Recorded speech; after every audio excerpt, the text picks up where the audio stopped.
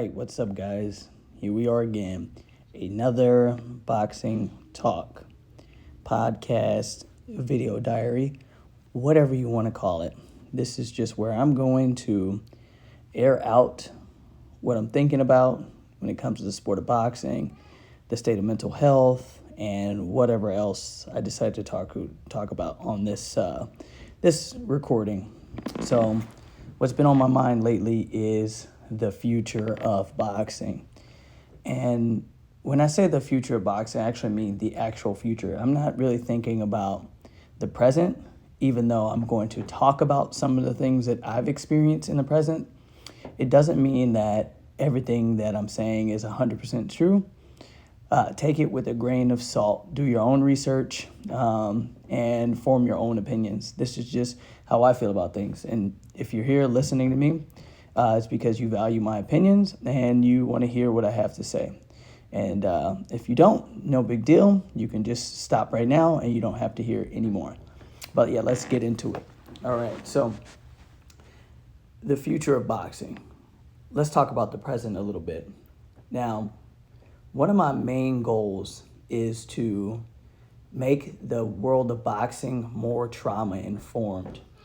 And I know that for some people is a buzzword that people are using to try to sell their products. And I'm not trying to sell you anything. I just want you to, actually, I do want to sell you something. I want to sell you my idea that we need a more trauma informed world.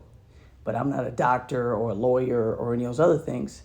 I am a boxing coach. So I'm going to stick to being influential in my own space. So trauma informed. What is it? What is that all about? What does it mean? Let's make it simple. It's very simple. Humans, we go through trauma. Things happen to us that activate our nervous system and make us shut down. And that might be to be honest, I would say that's an oversimplification. Let's just put it like this. Stuff happens to us and it affects us in ways. And if we don't address our trauma, we will continue to time travel back into the time where we were hurt and we will act accordingly. Even if we are 10 years removed from the thing that happened to us, we will still behave as if it was happening right now in front of us. And that can be a very huge detriment when it comes to your relationships, your success, your well-being, all of these things. Trauma leads to mental health issues. It leads to us basically getting the things that we don't want. And when we live in our trauma, we continue to repeat the cycle over and over and over again, and we just keep attracting more of what we don't want. Now, the sport of boxing is one that attracts a lot of people that have trauma. If you think about it like this, the typical, like if you were to think in your head, imagine, Floyd Mayweather, Terrence Crawford, Andre Ward, any of those great boxers, Muhammad Ali, Mike Tyson. Imagine them as a child. What you would probably see, right? And this is just what I see. What you would probably see is a troubled kid. Someone's getting picked on, bullied, not necessarily having the right support system that a young person would need in order to be successful in life.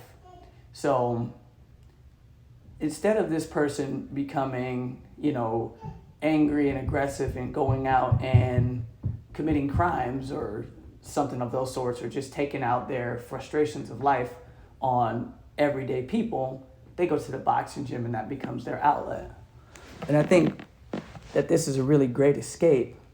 However, in the case that someone that isn't aware of what that all means for that person, we could actually be doing damage to that person, to that child, right?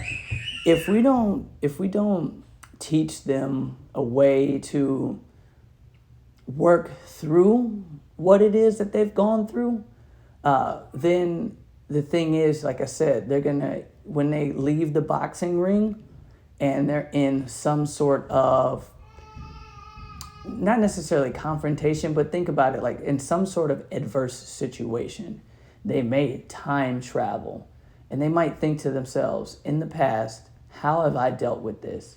I've dealt with this by punching people, right? Now, everyone signs up for boxing. Nobody's forced to box. But in an everyday situation, you can't just start punching people, right? So this is what I see. In the future of boxing,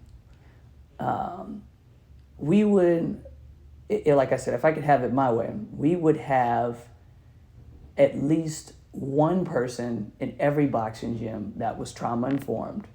And that when we saw that a kid was coming to us because the desperate need for an outlet because of the trauma that that child has gone through, is that we would recognize that right from the jump and we would address it as we train that child.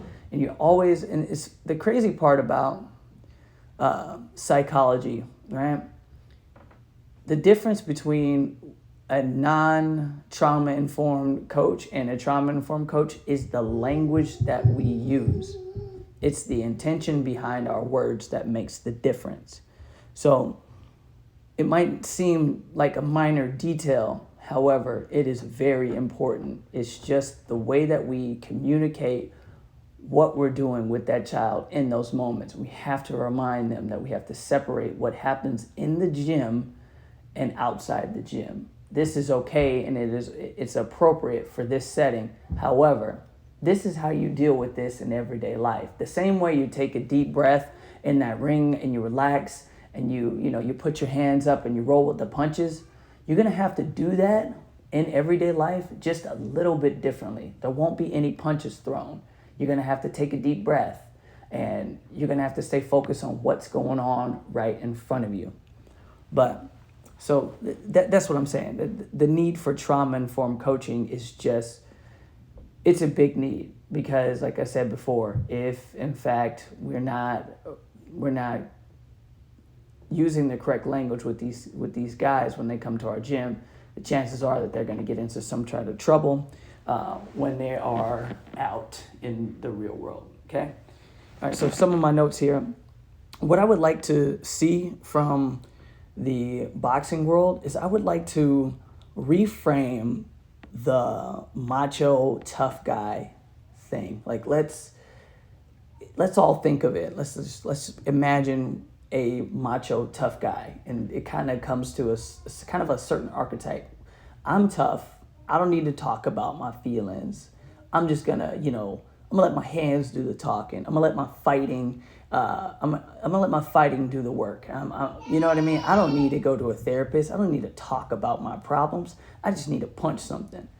That is the wrong mentality, right? Like if we could reframe that to a more open and vulnerable, because I really do believe that being open and vulnerable and being willing to share your emotions and your feelings about, what you might be going through is actually much tougher than pretending like nothing bothers you. Oh no, I'm good. I don't need to talk about it. Well, yeah, we do. We need to process it. I'm not saying a boxing gym is a place for it, but if you're a trauma-informed coach, you at least know how to listen. You at least know how to hear when something is going wrong. And part of being trauma-informed is knowing when to refer out to a therapist or a doctor or mental health care professional. These are just things that we need. So, like I said, having at least one person in the gym that's trauma-informed. And the boxing gym that I work out of, Punches and Bunches in Nashville, we actually have a counselor on site that we can refer to just in case. And I think that that's a proper precaution because of, the world of trauma. And if you look at the world, is it getting better or is it getting worse? It's kind of a sad reality to ask. The population has grown. We hit 8 billion. And we got 8 billion people that are going to experience trauma and need to work through it in order for us to have a healthier, safer world, right? Let's see what else I got on here. Let's destigmatize boxing. And the stigma would be like, I've heard some people say, I don't know, I'll never really be into boxing because I'm not a violent person. boxing is not for a violent person. It's not for a particular kind of person in general. It's anybody could do it, but it's not for everyone. So if that is your mentality when you hear boxing, oh, I'm not a violent person, this isn't for me, you just got the wrong mindset on it. Look, I want to destigmatize it. It's a workout. It's training. It's my favorite kind of training, because the same things that you learn in boxing, it could help you in everyday life. And that's why I want to destigmatize it. It will make you better. You don't have to get hit in the face to learn all the things that you learn in boxing. Now, getting hit in the face is kind of a nice way to learn. It's not that nice, but it gives you it's a higher level of stress. Getting punched in the face really does increase your stress tolerance. It's not great for you, but it can be a benefit for you, and you don't have to be violent to do boxing. All right. One of the points I kind of talked about a little bit, but I have it written here on my list, is let's address the underlying trauma. You know what I mean? And let's just not ignore it. We all can get the idea of why a person is in front of us, and let's be mindful, and let's be intentional with that person, and let's do everything that we can to make them not just better at boxing, but better for their future and their life. Okay, I've already talked about becoming trauma-informed and trauma-informed coming into the boxing world, because like I said, I mean, it's not boxing is different than, like a Orange Theory Fitness or something like that. People are going to come in, run, and do their workouts and leave. In a boxing gym, there's a hell of a lot more conversation inside of a boxing gym. If you go in and you're doing like a workout class, it's like, yeah, hips back. Yeah, keep that core tight. Reach down, touch the floor, pick those up, squeeze your glutes as you raise. That's the kind of the conversation in a group exercise studio or, a personal training conversation. But in boxing, it's more like, this is why you throw a jab. And then you have to bring your hand back this way. And then you need to control your breath like this, because after you throw a punch, you're most vulnerable. And then every time you throw a punch, you're using energy. So what you need to do is you need to circle and use, there's more teaching involved. Obviously, I'm going into an example of a conversation, but there's a hell of a lot more involved. There's more teaching involved. It's more personal, and it's more intentional. You know what I mean? And since we have those conversations, we build a closer relationship with the people that we work with, and the chances of them wanting to talk to us about something that may be going on in their lives is a lot more likely. And so we just need to know how to be good listeners and how to steer a conversation when they do come up, when someone's disclosing something that's happened to them in the past. Let's see. I'm getting close to the end of this, but I got a couple more things on my list, guys. Bear with me. So here's one of the things I was thinking about the future of boxing. Since we have like this macho tough guy kind of thing, we tend to try to test a guy's toughness, and we want to do that real early on. But I don't necessarily think that that's the best way to go about it. Like, throwing a guy in the ring that doesn't know how to box, doesn't know how to block, doesn't know how to defend himself, and watching him get hit in the face to see how he responds to that is just, it's silly. And I think that some coaches don't have the patience to develop a boxer. And, when it's someone that they don't really want to work with, or they want to make that person prove to them that they're worth working with, they throw them in there and they beat them up for the wrong reasons. So I have this assumption that we'd have much better boxers, like much more boxers and better boxers, if the coaches were more patient. So that's one of the things I would hope that we improve on as a community in the boxing world, is to become more patient. And I mean, patience is key. If you don't have patience, coaching boxing is probably not a good idea for you, because if you're not willing to repeat yourself over and over and over again, this is a wrong profession for you. This is the wrong career for you. You need to go and work with computers. Because only a computer, you can program it, and maybe even with a computer you have to program it several times to make it do what it wants to do. But only a computer can be 100% accurate. It's just that simple. Go work with computers if you have no patience for people. And my last little point is that you cannot beat a world champion out of a person. You have to develop it. It's kind of the same thing that I was just saying. But in the long run, the future of boxing, to me, is going to be a place where we're trauma informed and we help people change their lives through the sport of boxing, minus all the tough guy BS, from a more collaborative standpoint than a competitive standpoint, because in order for us to get better, we need each other. We need each other. We need matchups. We need sparring. And we need collaborations. We need to work together better.